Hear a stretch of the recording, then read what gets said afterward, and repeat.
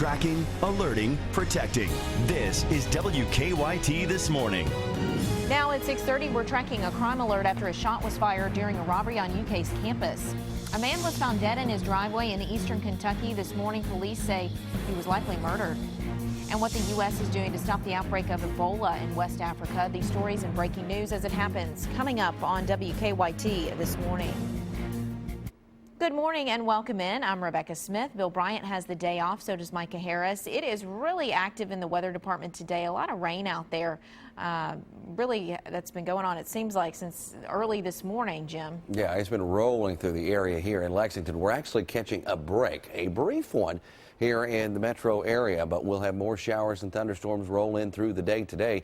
And you see what we're looking at with the Fender across Kentucky, and that's a very active pattern with showers and thunderstorms. So light rain here from Lexington, maybe a few sprinkles out toward parts of Clark County into Winchester and Richmond. The rest of us seeing that rain. The heaviest concentration still remains south along I-75 around London, up toward Mount Vernon, and even on the western side of 75. We got into Pulaski County. Also tracking some showers and storms. So keep that in mind as you send the kids out this morning. Rounds of rain likely. Now as they head back, though, temperature's not going to change very much, but more showers and storms will be in the area. We'll look closer at this coming up for you here in a few minutes. All right. Thanks so much, Jim.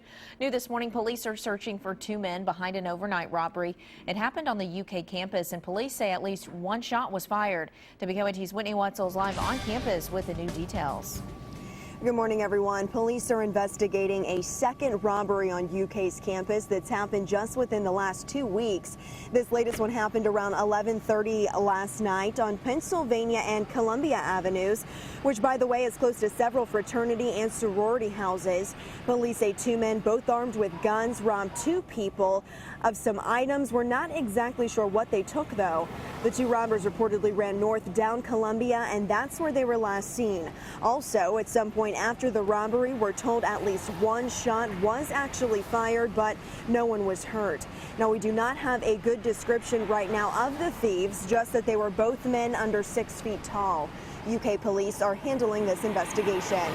Live on UK's campus, Whitney Wetzel, WKYT. Police say an elderly man found dead inside his eastern Kentucky home was murdered. A friend called police after finding 82-year-old Lloyd Souders outside his home on Lafayette Drive near Morehead. Police have not said how Souders died, and they have not made any arrests in the case. People who know the victim say his death comes as a shock. But I just like to know what kind of low life it really takes to do something like that to an elderly man. I mean, it is really ridiculous.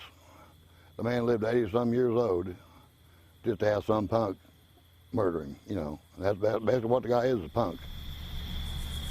At this point, it's still a mystery. Police have not named any persons of interest in the case.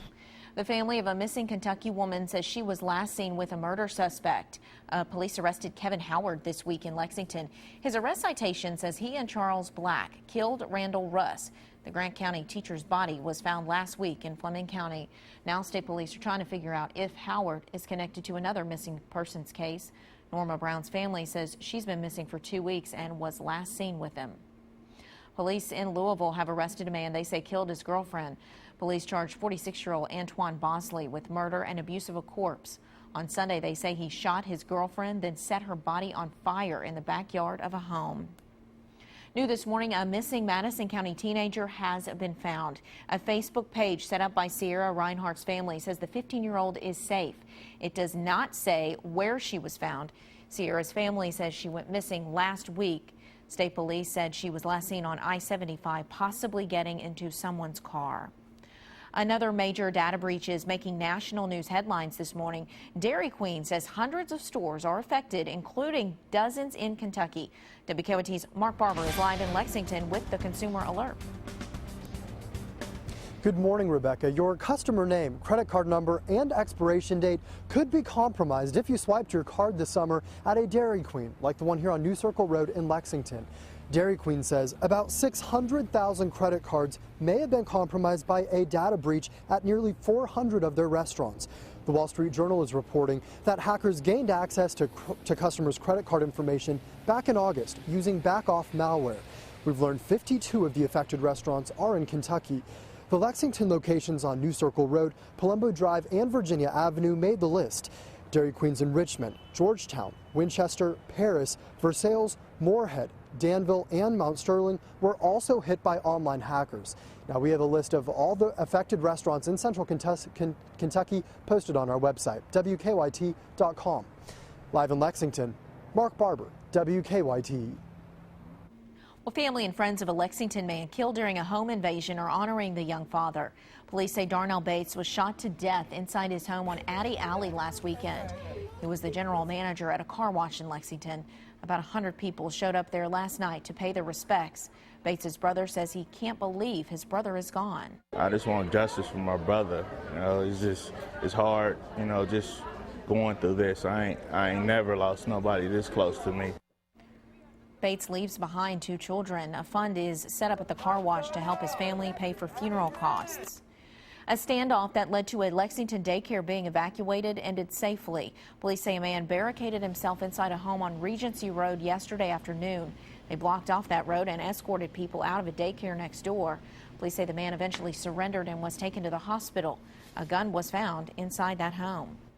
Police say they may have some new leads on the search for a stolen puppy in Madison County. Berea police say a woman was caught on camera putting the puppy into her purse and walking out of the Adventure Pet Store. They say the dog is an 8-week-old pug mix. The U.S. is ramping up efforts to combat Ebola at its source in West Africa. And in Dallas, a congressional hearing today will look at the U.S. response. Susan McGinnis reports from Capitol Hill. Military planes carried supplies along with dozens of Marines into Liberia Thursday, joining hundreds more who are building treatment centers for Ebola patients. The help can't come fast enough for the nations hardest hit by the outbreak in West Africa. Without your quick response, a tragedy unforeseen in modern times will threaten the well-being and compromise the security of people everywhere. Dr. Tom Frieden, director of the Centers for Disease Control and Prevention, drove that message home. We have to work now so that this is not the world's next AIDS. Today, the head of the House Homeland Security Committee holds a hearing in Dallas to review international, federal, and local responses to the Ebola crisis. Officials are expected to examine flaws exposed in the nation's healthcare system following the death of Thomas Eric Duncan, the first person to die of Ebola in the U.S. Duncan was initially released from the hospital after he became ill. Some suggest race and lack of health insurance played a role. But doctors say Duncan was given the best treatment possible, including an experimental antiviral drug. The U.S. remains focused on keeping Ebola out of this country. Tomorrow, officials will begin tougher screening procedures for passengers arriving at JFK Airport in New York from West Africa. Susan McGinnis, CBS News, Washington. Well, the extra screenings will expand to 4 other U.S. airports in the near future.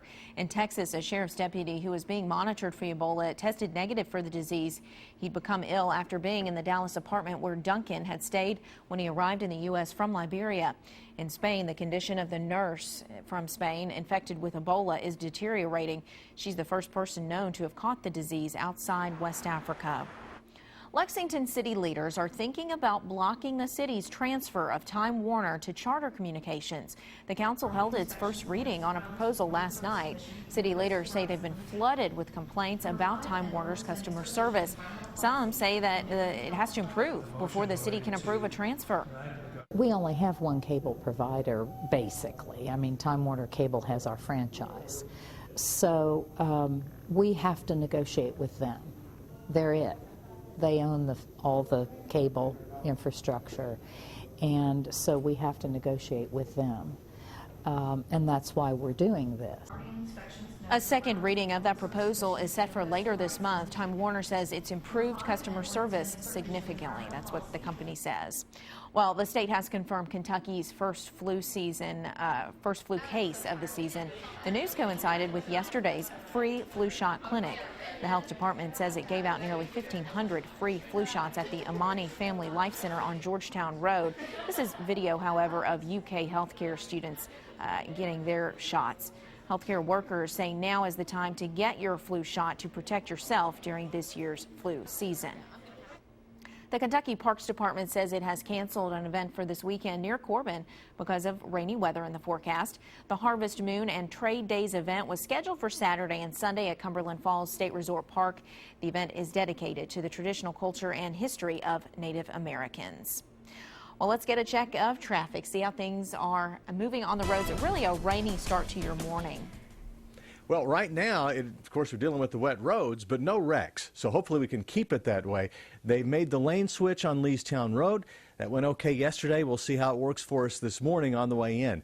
Let's get a look outside right now. We'll show you the wet roads and what you can expect here in the next few minutes as you get ready to head into work or school. I-75-64 through the northern split. The exit ramps, not even half loaded there at Winchester Road. We're okay. Newtown Pike and North Broadway. On our Waze map, live drivers showing that it's a smooth ride in right now on the north side of town if you plan to be inbound. And it looks like the Circle is moving okay as well. Just a little bit of a slowdown we're dealing with right now on Tates Creek Road, approaching the Circle. But other than that, we're okay. Now back to you in the studio.